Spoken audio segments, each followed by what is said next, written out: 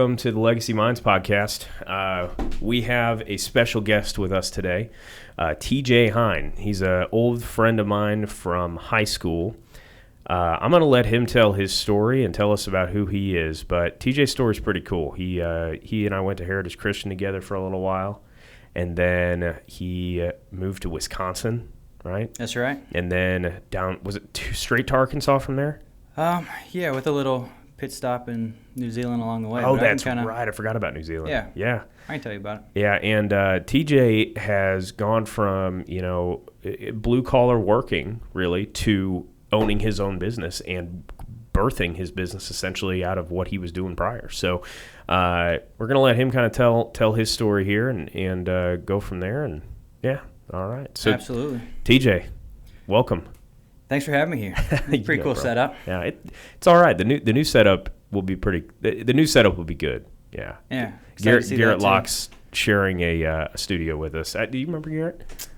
I don't know. Redheaded firefighter dude, mustache. Well. Oh yeah. Can't forget the mustache. Yeah, can't forget the mustache. No. But he has a podcast called Forged in Fire. Thank you, Braden. And it's FYR. Okay. For your reason. Find your reason. Reason. And so he and I are going to be sharing the new studio. He's got some cool stuff that he's putting together, building it out for us. So it's going to be real cool. But cool thing. But yeah. Anyway, so thanks for coming on. Yeah. And just tell us who TJ Hein is, and then we'll dive into the story and you birthing your business. Yeah. So we'll start with our relationship. Yeah. So we bonded over a JV football bus ride, I think was the first time that we started talking. And I was a freshman, that, yeah. And you were definitely the most intimidating looking guy on the bus. Oh, Probably thanks. the only one with tattoos at Heritage Christian School. Definitely the only one with tattoos. But that didn't bother me any. So we went in and kind of hit it off as friends, and that really was my life back then in high school. It was football and baseball here and there, but that was really just a break till I got back to football season. Yeah. And so my whole life was oriented around throwing a ball, and that was my plan. I was just going to figure that out and chase that as long as it went. God had different plans, and usually does. My right arm was taken from me, and fractured elbow later. It was football not an option anymore. That's right. I forgot about that. Yeah. What year was that for you? So it was my senior year. Okay. It was like the second weekend of my senior year, and I was a big fan of Brett Favre, and he was the toughest guy in the world. And so when I hurt my arm, I was like, well, it'll heal. I'll play through it. It'll be fine. And turned out it's not a good idea. Go see a doctor. And so he had to get a couple surgeries to put it all back together. But that next fall I was a freshman in college, and it was the first time that I didn't have a schedule locked into football and practice every day. And so what I did with all that newfound free time was go out with a buddy on the Wolf River in Wisconsin, and we'd check into our classes on Monday morning and make sure that we didn't have any tests or anything critical to miss, and then we'd load the truck up and go duck hunting all week. And I just fell in love with the river then. It was like the first time when I had enough breathing room to explore a new passion. And so from that point in time, I was in college studying psychology because I didn't know what I wanted to do, like most people who go to college. I forgot you majored in psychology. Yeah. So I was a year and a half into that, and it was like I had to make a decision. Do I want to pursue a career where there's a financial goal in mind where I just want to make money, or do I just want to pursue something that I'm passionate about? And I decided that it was going to be passion. And so I changed my major to fisheries and water resources, which I didn't really know was a thing, but there was a school a couple hours away that was had a really high-level program, University of Wisconsin at Stevens Point. And so I turned my direction over there and spent the next 3 years learning about fish. And it was in my time there when I really just wanted to catch fish and learn more about how to catch fish and help fish. And in learning about that, it was like, well, it seems like you can't really help the fish unless you help the river. And rivers are just that place. I told you the Wolf River, it just like speaking to my soul. And so most of the people that graduated alongside me went into, they're biologists now, and they work in state or federal government, and they monitor fish and stock fish. But that just wasn't the route for me. I was always more of an entrepreneurial spirit, and so I wanted to explore the private world, and I wanted to know what habitat restoration was about. And so when I got done with school, I had high hopes of working on a river, but I needed a job right away. And another passion of mine is golf. And they were building this golf resort that was 40 minutes south of my college, it's Sand Valley Golf Resort. And the cool thing about this place was that alongside the 1,700 acres of world-class golf, they were restoring the ecosystem. It was sand dunes in Wisconsin, which... That's the name of the resort? Sand Valley. Sand Valley, okay. Sand Valley, yep. And so below this pine plantation were these sand dunes. And so they went in and removed all the pines and started restoring the natural ecosystem, which was more of a oak-dominated grasses, bringing that back. And so I linked on there. I got my foot in the door just as being a grunt. At $9 an hour, I would go spray invasive species and plant plants, and they let me cut the cups every day, so I'd move where the whole location was on the greens. Oh, really? I didn't know. So do most golf courses do that? Every day. Really? They change the putting green every day? Yep, they change where you're attacking the green every day, both to preserve the turf, but also to give you a different look. A well-designed course. You might play it on a Tuesday and a Wednesday, and it could be completely different.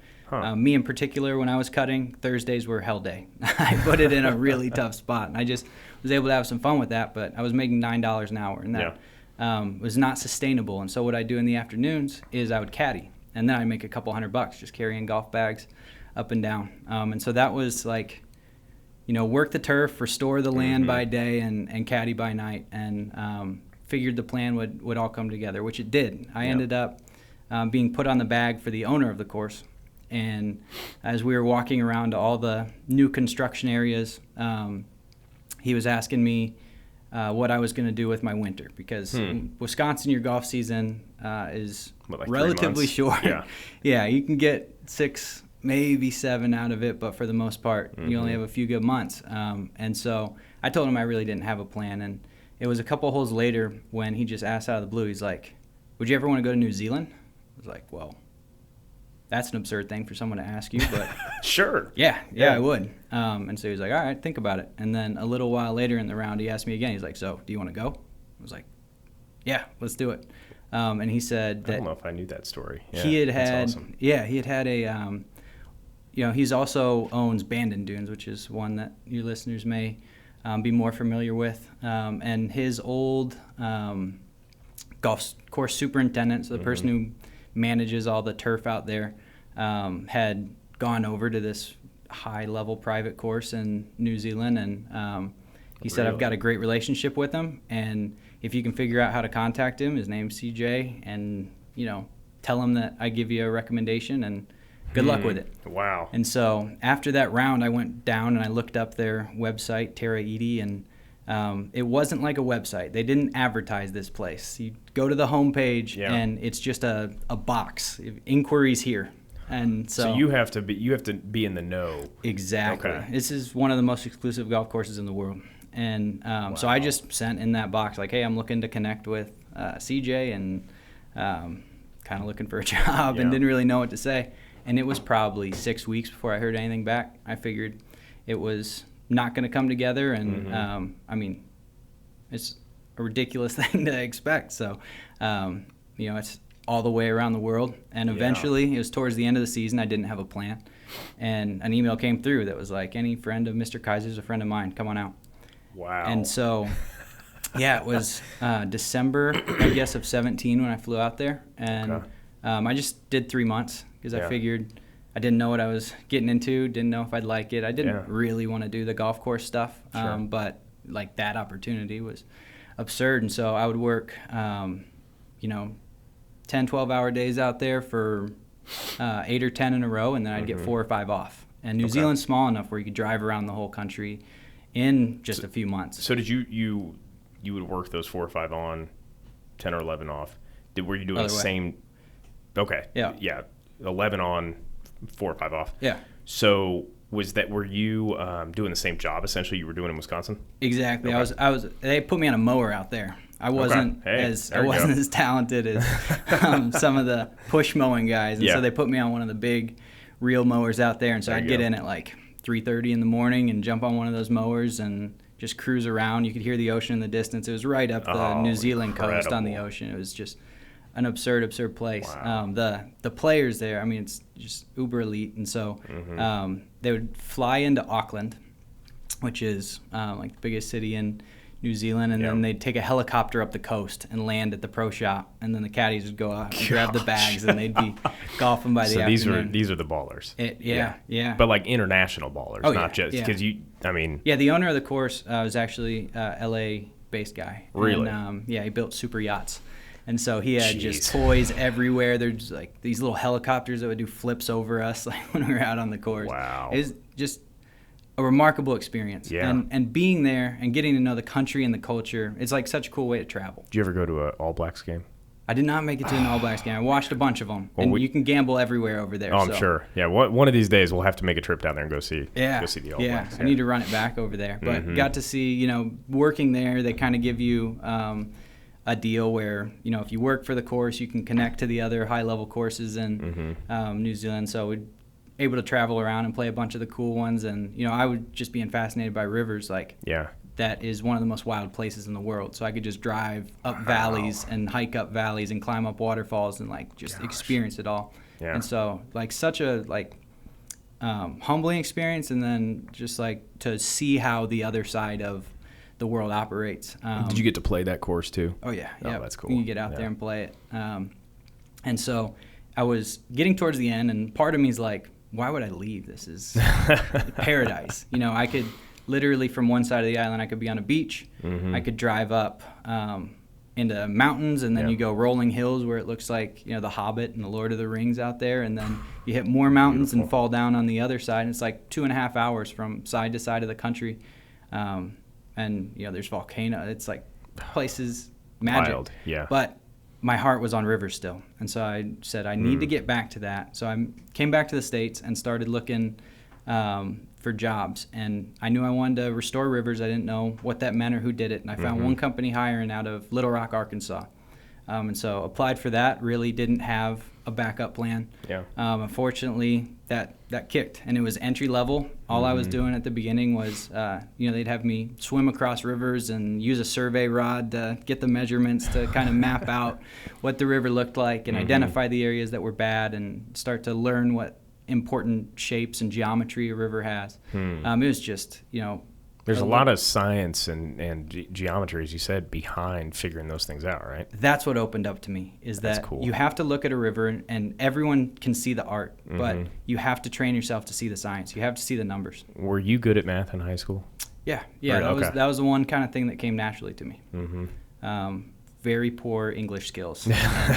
Not much of a reader, but fair enough. Yeah. But math always worked, and so it worked with my eyes and my mind, and it was what I was passionate about. Yeah. And so it was entry level, but I just started learning, and I started working, and eventually built competency. And then they put me in,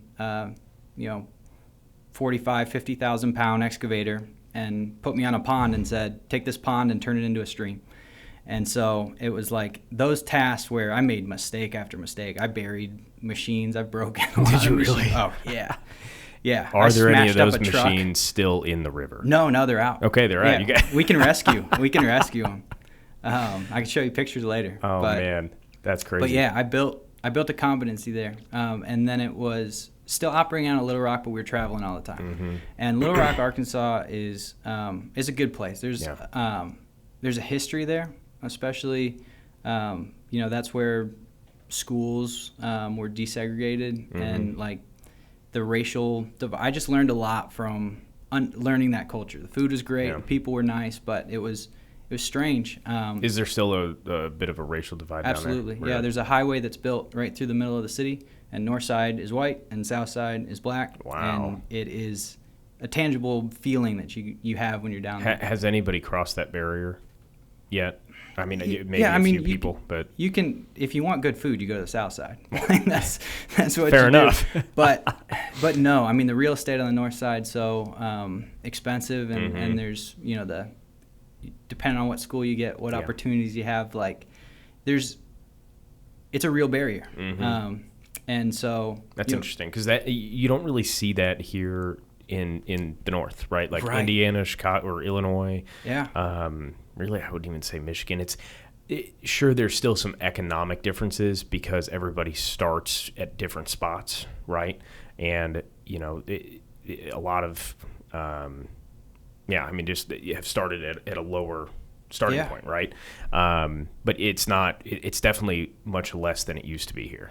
Yeah. So that's interesting that Arkansas is still that different. Yeah, and that's why it was a shock to me. Is like seeing it, and we grew up on the north side in a really white place, and so like we also went to school down in the city, and so like we were able to see a bit of a dynamic there, but it's not like it ever was realized or felt that real. I mean, you're in a football locker room; it doesn't matter what the guy looks like. It's like you go to war with them, and you just We love got the their people backs. around you. Exactly. Yeah. And so there I wasn't. think ever that's a thing. something really cool about going to Heritage is, it was a private school, but it was a very diverse private school. Mm-hmm. They worked at it. Yeah, so it was really cool. It didn't matter to us, Yeah. And I think, even those of us with more conservative views, it doesn't matter to us. Yep. We see the person for who they are. The younger generation too. Like Yeah. this stuff just changes with the more exposure that you have to different people and different ideas. Yeah.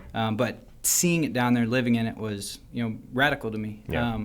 And so, I had this view of Little Rock that was like, it's a cool place, but it's not my place. And we would travel all the time. And when we were traveling, we ended up, probably 40% of our work was in Northwest Arkansas. Okay. And Northwest Arkansas is the hub for Walmart. It's the Walton family That's up there. right, yeah. And so there's a lot of money, but it's also the edge of the Ozarks, the Ozark Mountains. Ozarks and so are beautiful. it's absolutely stunning. And so there was both like investment in natural resources, very like wild places to swim and waterfalls to hike to and everything. And so Incredible. it was like, this feels like my place. And so with as much travel as we had going on, I just decided I'm going to move up here. And I did, and I worked a couple years still up there. And in the first couple years that I was in Savanna Springs, I just picked a spot on a map because I wanted a little farm and a little space and to be close enough to that Northwest Arkansas corridor. And God was just kind of like picking at my heart, like, I'm telling you to invest here, and you're still traveling all the time. Like, you know your neighbors, but no one else. Like, you're not really a part of this community, and I want you here. I told you to come here, and you're kind of listening, but you're still kind of doing your own thing. And so, it was the summer of 22. I said, all right, I'm listening, starting my own, and we'll figure it out from there. Yeah. And, fortunately, water's a problem for a lot of people, which I'm finding out. And so, kind of having the ability to answer some of the tough questions and conflicts with water and land is, a marketable skill. And I'm still learning how to do that as a business, but that's kind of. How did that conversation go with the company you worked with prior when you said, hey, I'm starting a competing company? Yeah, see, not well to answer the question, but it's not a competing company because what we were doing before was it was a construction company. Okay. And I am very thankful for the construction skills that I got. And it's something that I can leverage, and I knew I would have to leverage being a young business. But I want to rethink the way that humans interact with nature. And that's like such a bigger thing than just restoring creek banks to me. I mean, and I don't want to put anything down on restoring creek banks. I love doing that. I still do that. But in thinking about how humans interact with their environment and better ways to do that, that's kind of the thought exercise that excited me more. And so I wanted to work with private landowners rather than big entities, because construction at any scale is really, really expensive. And so the people that are funding that, they're federal dollars typically. And they're just going to tell you what to do. They're not going to let you teach them. Right? Yeah, they would let us, because no one also really knows what they're doing on rivers. And so they would give us a lot of leeway to do it the way that we thought it should be done. Yeah.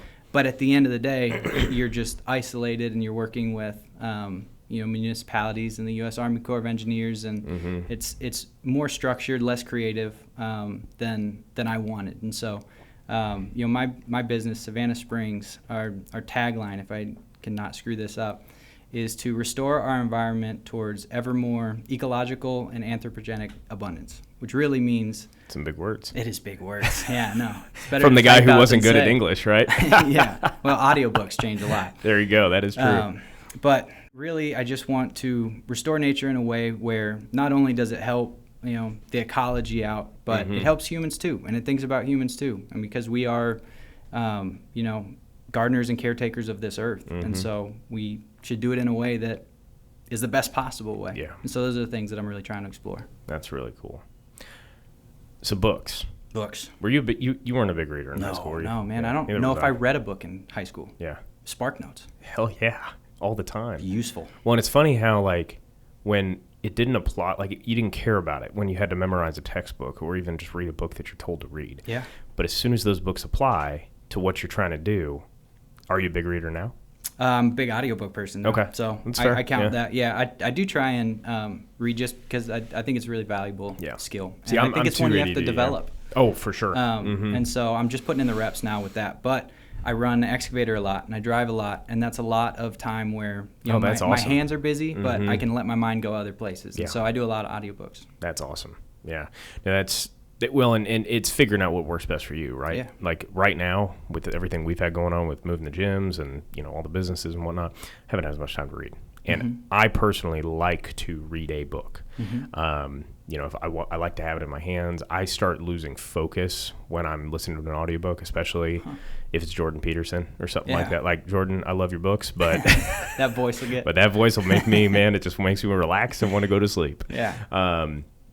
So I have a hard time. Like, I just got 12 Rules for Life again to read it instead of just listen to it. But it's what works best for you as long as you're consuming good information. The other thing I like to, like, audio wise, I like podcasts a lot because the inflections change, the topic changes, but then you start running out of good podcasts to listen to, right? And there's only so many good ones out there, and so many, and then even from there, the episodes that you like to listen to, you pick and choose. Pick and choose, yeah. But how many audiobooks do you think you've been through in the last year? I really go through cycles with it, so probably somewhere between like 14 and 20. Dang, dude. Something in there. That's pretty good. Yeah. What's a book you would recommend to young entrepreneurs? Young entrepreneurs. Or even just people in general. So there's one that I want to recommend, and it's more about anyone who's interested in the environment and they don't know about like a way to think about it. And that's a Sand County Almanac by Aldo Leopold. Sand County Almanac? Yes. Okay. And it's really short, kind of easy read. It's actually one that I can get through. But what Aldo did, who's one of like the fathers of understanding the land and restoring it, what he does in that book is he just kind of goes through a year and he talks about what he sees on his farm on a spring day and on a summer day and on a fall day. And it's like you get to follow the seasonality, and what it really teaches you is that that's how you need to look at the world around you, because it's dynamic and it's always changing. And you can learn so much just by paying attention. Like, that is the best education I have. It's not, shout out to Stevens Point. It was a great education there. But what I've learned just from having my feet wet and walking up and down trails and just looking and paying attention, that is invaluable. And so it kind of teaches you how to think like that. And there's a romantic side to that as well. So I would highly recommend that one. One of the things I appreciate about you, TJ, is the fact that you can slow down and smell the roses. That's something I do not do well. And you do that. My wife does that. My brother does that. And it's a very hard skill set, I guess you would call it, to learn in a world that is just constantly pinging you, buzzing you, all that. If you're not intentional about it, though, you'll get swallowed up. I mean, that's the thing. It's another skill that you have to work on. And when you do, it's one of the things that I think is a superpower, that I can walk around and actually slow my mind down. Because like you, I mean, my mind just races all day long. And if I don't get intentional about finding places to slow it down, then, it would consume me. Yeah. So back to your business now. Mm-hmm. You've started the business. Yes, What's sir. the name of the business again? Savanna Springs. Savannah Springs. So how many years have you been in business now for? We kicked off in July of 22, so we're... Oh, God. Yep. Okay. For some reason, I thought it was a little bit before that, but Yeah. July of 22. Yeah, we're coming up on a year. Yeah. So would you say that you have found success in business, or where's your head at with that? Yes and no. I mean, what I think I found is that the market desperately needs the service that I can provide. Mm-hmm. And I mentioned earlier, water is a problem. Yeah. And you either don't have enough of it, or you've got way too much of it, Mm-hmm. way too fast, and it's destructive either way. And so, understanding how to manipulate the land in a way so that it can receive the water is so important. And so, what I like to say is like, similar to how I said earlier, if I wanted to fix the fish, I needed to fix the river. Mm-hmm. Well, it was when I was working on a river, when I was looking up at the land adjacent to it, I was like, if I want to fix the river, I really have to fix the land next to it. And so the best way to do that is to take a raindrop and put it in the ground as fast as possible and as efficiently as possible, so you can use that water's potential on its way down, rather than Interesting. now, if a raindrop falls on this facility, it will immediately get out to the parking lot, which will put it in to a concrete ditch, and that'll be pushed in through culverts and other ditches, and then that'll be in the nearest creek and in the nearest river as fast as possible. That was how we developed this world, is to drain the land, which I'm not bitter about that. That's the smart thing to do if you want to develop land. It was a good idea. We just did too much of it, and we didn't know what the other consequences were going to be, and now we realize it. And so, well, look at our soil. I mean, especially up here in Indiana. Because that's what it takes with them. Yeah, it takes that topsoil, which is takes literal the nutrients, gold. takes the Everything. Yeah. Your nutrient density and your food is affected from it. The land's ability to be resilient in general. Yeah. To store carbon, to do all the natural processes, filter water. All of that is impacted, and there's a real cost associated with that. So I guess what I've found in the business is that there's a big need for it. And that there's real value that's attached to the work we're doing, because that was one thing. There's a reason why I did a LLC and not a nonprofit. Is because if my ideas didn't work in the marketplace, if it didn't give tangible value, then it's nice, but I'm not interested in doing it. Yeah. And so, I'm not going to sit here and pretend to be a phenomenal entrepreneur. I've learned more lessons and kind of gotten beat up and down, but you took the risk. I took the risk. That's the first thing. And I'm learning. Yeah. And I'm getting better. So we're moving in a positive direction. Yeah, that's awesome, man. Well, and you will continue to move in a positive direction as long as you don't fail, right? Right. And what I mean by that is you're going to fail. Yeah. That's undoubtedly so. Define failure. But it's when you can't take that failure and learn from it that you really fail, and that's failure. Right. When you can learn from a failure and move forward, it's just a lesson. Correct. It's not. We've had that. We've had that with the gym, with the insurance business. You're gonna fall on your face a few times, and it happens. Yep. We've made choices that I wouldn't say we regret, but it's like, oh, okay, in the future we'd do that differently. And now we've bought a second gym and merged our communities together, and we got better. So maybe I don't think we're going to require a third gym anytime soon, but if there was a third one, we would learn from that. I was here not that long ago, and it wasn't going to be a second one. So exactly. Yeah, I wouldn't put it past you. Well, I don't know, but it's you just got to always be learning and always be willing to not give up on it, right? And it's interesting because you see a lot of these entrepreneurs that are like 10, 15 years into business, and they're like, they're now out there becoming these. I don't know, you could call them charlatans, because not all of them are really that successful. But those they're who like, can't do teach. Yeah, right. Fair enough. And with that, these people are out there preaching on like, oh, you got to do it this way. These are the methods. This methodology. Here's the checkpoints. But the only reason they've made it is because they've stuck it out. They've stuck it out the longest. Grit, if you fight through it, you're gonna make it. It just like some people have a 3-year time span of fighting through it. Some people have a 15-year span of fighting through it. But if you make it and you're competent, you're gonna succeed. Everybody's time frame is a little different. And I think passion helps a whole lot with that. No doubt. Yeah. I know that I'm not going to quit because I have a mission and like I'm supposed to be doing that thing. And so it doesn't feel like chips are in on it. And I see that with you too. I mean, the gym has been your dream forever. And so you're going to go literally run through walls to make that happen. And that's a key component. Well, and there's days, and there's days where you're going to feel burned out too. After moving everything, I was shot. I'm like, you know what? I'm going to go home and I'm going to call it a day. But most days it's like you can't stop working. And it doesn't feel like work because you're doing what you love. Yeah. And I think you kind of have to be passionate about what you do to become an entrepreneur. You can't just. And I was talking to Nate Suddarth. We've had him on the podcast recently, and he owns a company called Kids Own Party Rentals. He has a mission with that too, and you wouldn't think like a party rentals company to have a mission, but everybody has their mission, and they find a way to execute that, right? Yeah. And where was I going with that? I was going somewhere with, but anyways, moving on. So no, I think it's awesome, man, that you've pushed through this, and you went from working for one company to starting your own. It's phenomenal to see. Yeah, it's worth it. Yeah. It's worth it. So what kind of lessons have you learned so far? You're a year and a half into business? Like 10 months. Gosh, yeah, I guess, okay, July 22. Okay, fair enough, yeah.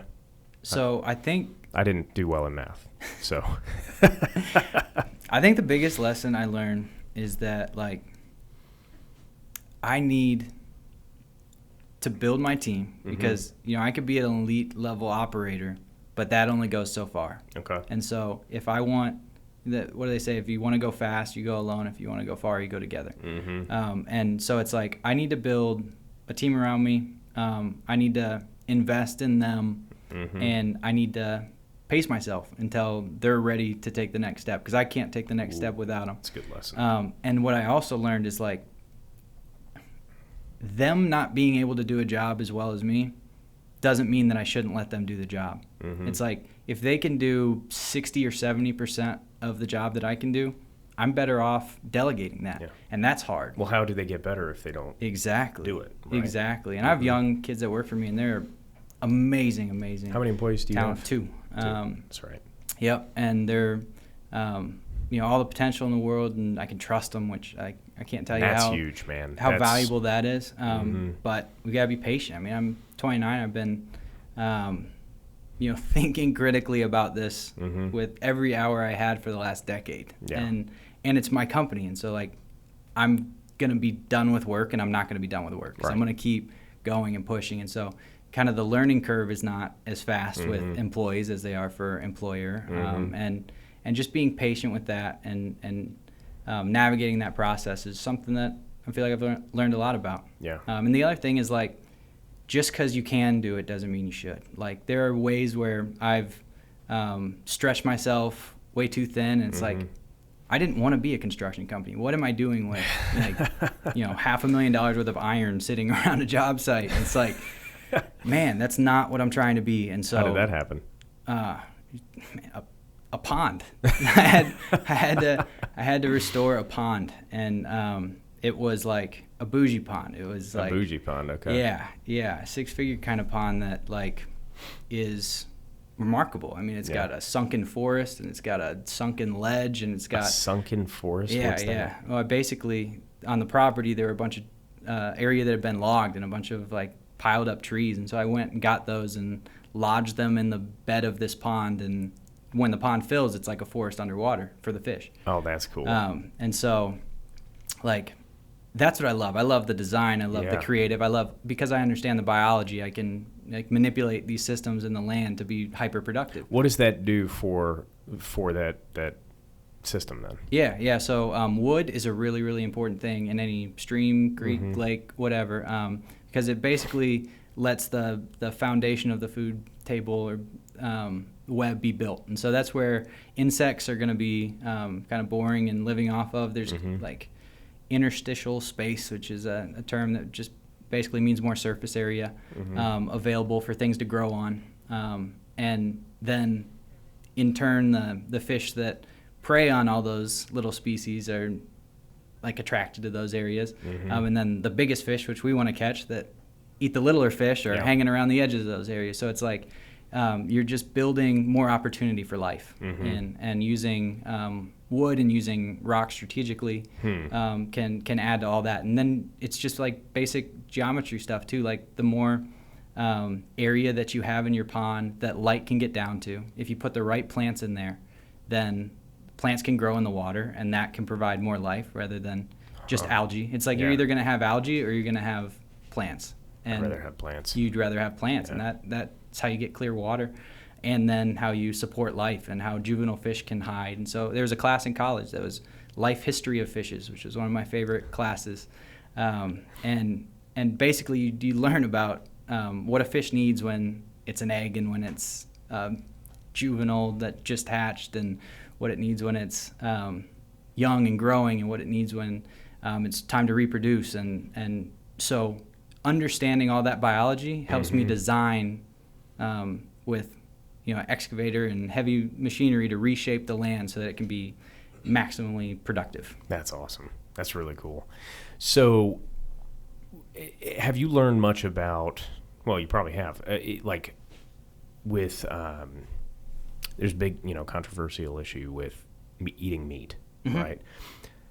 Why is it important to eat meat, and why is it important to farm with regenerative farming? Well, I'm hyper passionate about that second thing that you said. And really it's like, I don't know the right phrase to say this, but it's, I guess, bioaccumulation. If something eats, like a cow. Cow's going to work through a pasture and it's going to eat grass. That grass is not bioavailable to us. Right. If we chew on grass, it's not going to do much. Certainly not much good. And because they can absorb that nutrient and store it in highly efficient ways in their meat and fat, then as we put a steak on our table, we're kind of accessing the accumulation of all the grass that animals eat. And if it's in a healthy, diverse environment, then it's going to be more diverse in its benefit to humans. And so kind of working your way up the trophic cascade is beneficial that way.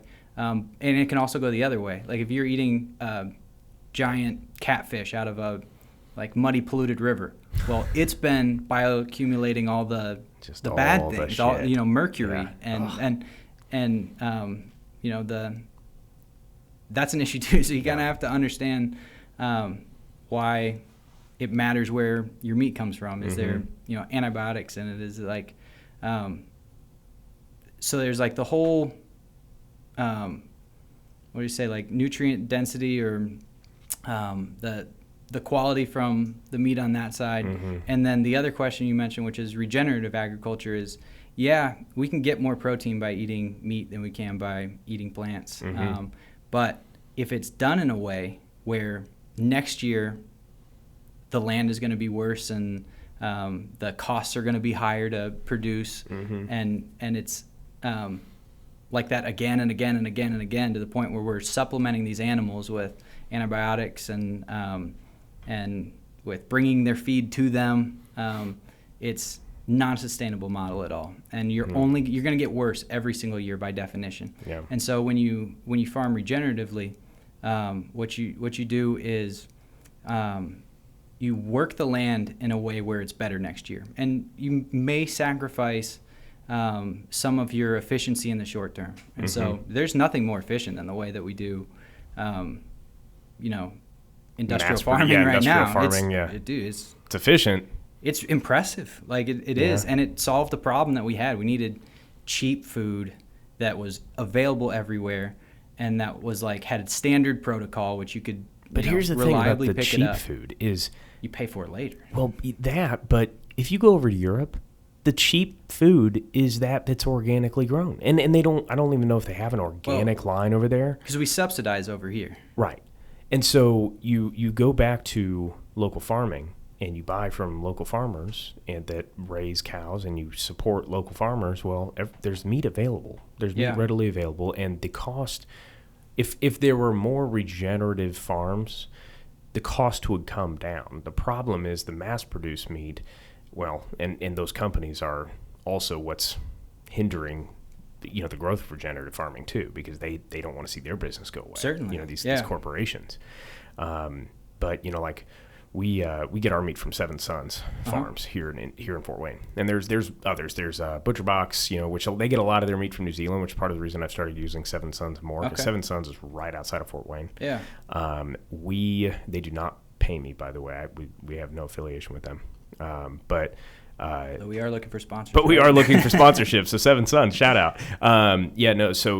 But all theirs is raised locally outside of Fort Wayne. I can't remember the town that they're actually in. They do farm tours. Like we're going to try to go up there this month and go to one of their farm tours and see where the meat comes from. My buddy Jesse knows an Amish farmer out west. Mm-hmm. And when we want lamb, we go out there and we can actually butcher our own lamb. And I believe that if you eat meat, you should at least kill an animal one time and butcher it to know where it's coming from, right? Yeah. That's the thing is you got all these people that are against, hunting and all that still eat meat. And it's like, that those animals are worse off, the ones that are, being industrially farmed, right? Than the animals that are getting to graze on a pasture as a lawn ornament and live a nice life without having to worry about predators, It's and the meat's healthier because of it too, The meat's definitely healthier. The it's a practice that gets better every year. Mm-hmm. And so I struggle with everyone should kill their own animal or everyone should understand exactly where it comes from because I've spent in particular the last 4 years looking really critically at this issue and educating myself, and it is hard and it's complex, and most people don't have the time in their day. And so what they need really are trusted sources. And when you go in a grocery store, you're seeing the what I mean is happen. I think they should do it once. Oh, I don't think they should. I would recommend they do it once, absolutely. I don't think that they need to do it to get their meat, right? Because that would be very hard, especially in the modern age of, capitalism, right? Like you don't have time to go sit in the woods. Yeah. Most people don't have the time to go sit in the woods. But, I feel like at least one time you should know, and it's a spiritual experience too. Sure. Yeah. I would recommend it to anyone. Mm-hmm. But you can see the movement that's happening in the grocery stores. When you go in and you pick up a package of meat now, there will be non-GMO and organic, and they tag these packaging with everything because it's we know it instinctively that's better and that's what we should be having. So the first thing that you need to do in a nation or in a civilization is get calories in your diet. Malnutrition is a really big problem still across the world, and so the calories from whole foods, right? You don't need to start with organic meat, organic veggies. Twinkies are better than not eating, probably. Well, but here's the thing. If you can find Twinkies, you can find chicken or steak or beef or pork, or you can find something. Hell, eat a squirrel, right? You're going to get more nutrients out of that. Eventually, you don't have any squirrels left, though. I mean, if you're starving, you're going to take the available cheap resources. And so, I have sympathy towards the way that it was all designed, but now we know that system's not right. And so now we have the opportunity. We're a really wealthy nation, and we have all the answers. We just need to know what questions to ask, and we need to have the right people communicating what's going on and telling the general public, hey, we're not going to subsidize as much corn anymore because we found this other thing that is actually better for us all. So now we're going to promote that. And then once people learn about it, then they can start to innovate, and that's how costs come down. I mean, all the land that's been monocropped, do you think we can bring back nutrients to, absolutely. Or has it been pillaged to the point of... No doubt about it. We could start right now and make it, but it won't be tomorrow. Well, what would it take to start that? If we, as a society, we're we're done with monocropping, we are going back to regenerative farming, how would, at least... from your eyes, how would we go about doing that on a farm that's had nothing but corn on it for decades? How would we go about doing that? So you start by mimicking the process that built up the topsoil in the first place. And that was done by some forces that aren't here anymore. We used to have mammoths and 9-foot beavers and like giant ecosystem. 9-foot beaver? Oh yeah. That's a real thing? Yes. The giant beavers are Can you imagine remarkable. a 9-foot beaver? Imagine the pond they would make. Like this thing would take down forests. Jeez. But there were, certain forces on the land that made us build topsoil over the years and years. Yeah. And also, that ancient civilizations, that Native Americans most recently, but you can follow it back into time. They managed the land for humans, and so they used fire. They burned fields that were starting to grow up with saplings to keep it in grasses, and then when those new grasses would come up, the buffalo would push through there, and then the buffalo would be moving in a tight herd because they had predators on the outside, wolves that didn't let them graze around like our cows who graze around and walk the same path back and forth and sleep in the same place and poop in the same place and muddy up the water. It's like, now there's a force, there's a predator on the outside, and so they have to move around. And it's like, if we can mimic that, which is what regenerative agriculture really is, if we can mimic those natural ecosystem processes, then we can start to rebuild the abundant land that was. So you have to cycle the cattle through different pastures, essentially. Yeah, that's a great example. And one thing that I do on my ranch is we use electric fence, and we move the animals maybe 2 or 3 times a day. 4 times a day would be ideal. It's not a reality to be able to do that, but what I do is I look at the land and I figure out what's growing that's not productive or not helpful. Is it poison ivy? Is it thorn bushes? Is it stuff that I don't want? And then I'll move. I don't have enough room for cattle, but I use goats and sheep and pigs, and I'll push them through the property and let them graze an area down to reset it. Yeah. And then I move them to another area that's a problem. And then you make that cycle for a year, 2 years, and watch what your field does, the diversity that comes back. Really? It's remarkable. I mean, and you can find success story after success story on YouTube. Like, we're figuring these things out, but it takes re-educating everybody, and it takes the consumer. Again, they don't have to be perfectly educated, but they have to trust who is telling them that this food is good. And so they need someone to say, like, this burger that you're buying is actually restoring the land. There was something that changed my life radically when I heard about it, is that for a 1/4-pound cheeseburger, I believe it was in Iowa, they were losing 4 pounds of soil just because of poor practices and erosion, and how much it takes for a cow to eat to produce that much meat. Is like, if you're going to lose 4 pounds of topsoil for every 1/4 pounder that's served out at McDonald's, like, that's a problem, and it might only be 10 years before that's like a really, really big problem. And so that kind of spurred me to go into this stuff and research it. And it's a great deep dive on YouTube if any of the listeners are ever curious. They can hop over to that after this. A long rabbit hole to dive down. Yep. That's interesting. Do you ever plan on getting cattle, or? Yeah, absolutely. Yeah, it's just what tools are available to me. So that was one other reason why I left my previous company, was because the only tool that I really had was an excavator there. And I love excavators. They're awesome, very useful tools, but I wanted to learn how to use other tools. And animals are one of those tools to restore the land. That is awesome. So that's been my last couple years, is figuring out how to use those effectively. Have you been able to enact that on anybody's land yet? Absolutely. Really? Yeah. So you've had clients where you've used animals to... Yeah, and there's an opportunity opening up where cattle can become a reality, because we've got 75 acres now that we're trying to make kind of a model farm for what agriculture could be, and that's what we really need. And just like you said, there's farm tours. There's you have to be entrepreneurial, and you can't use the same playbook because it has holes in it. And so you have to innovate, and you have to match up. There's no one size fits all approach. You have to adapt and understand the land and be able to read the land, and that's a developed skill. But the more that we can kind of prove the concept, then the more it can scale. That's what I think is so cool about entrepreneurship. It's looking at the world and going, I don't like the way this is done. I can do it better.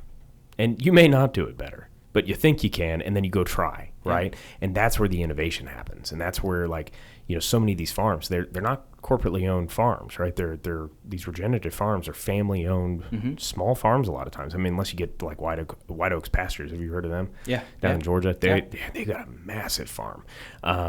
But it's looking at the world and going, no, I can do better. And that's the same thing with like homeschooling too. Sorry, you're looking at the education system, you're like, this is shit. We can do better. Absolutely. And it may not be better for everyone, but it's better for our family.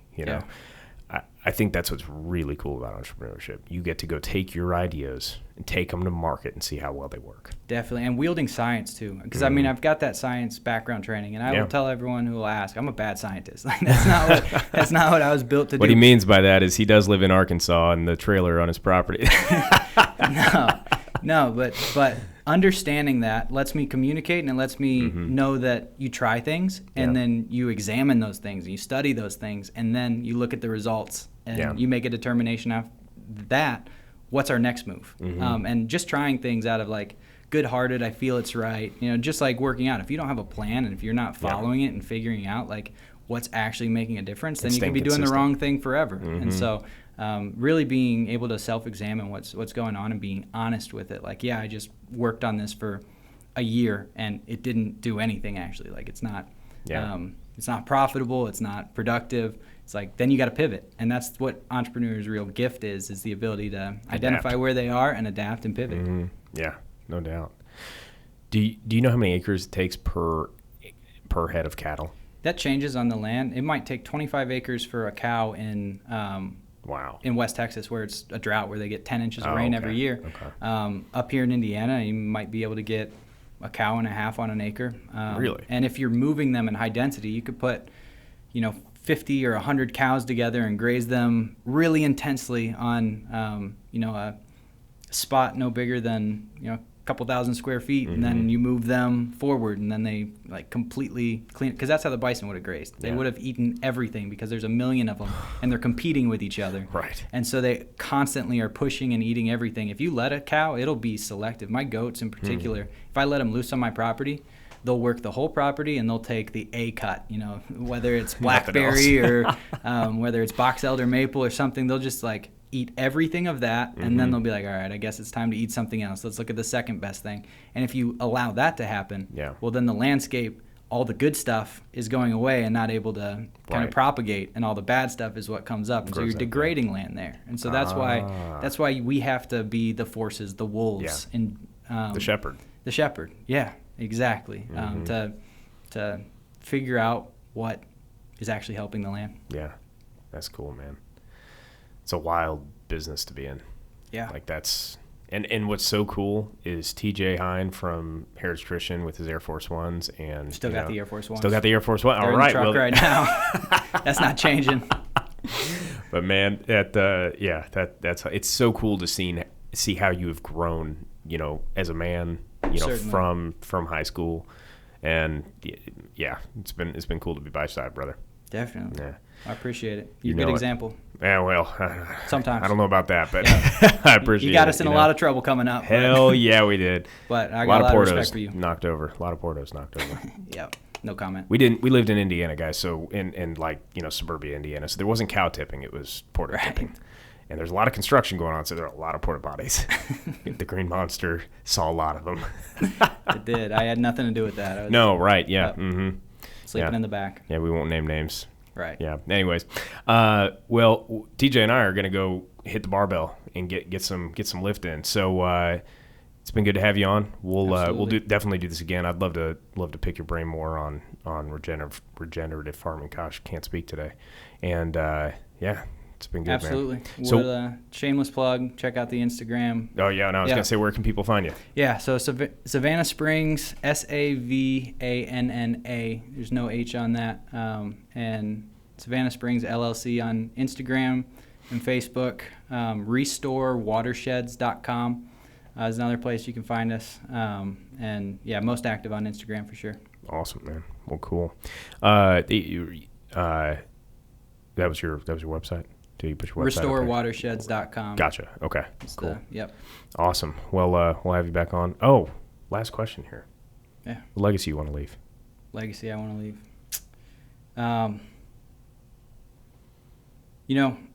When you think about like what you want on your gravestone, all I really want is like God-fearing man, someone that listened to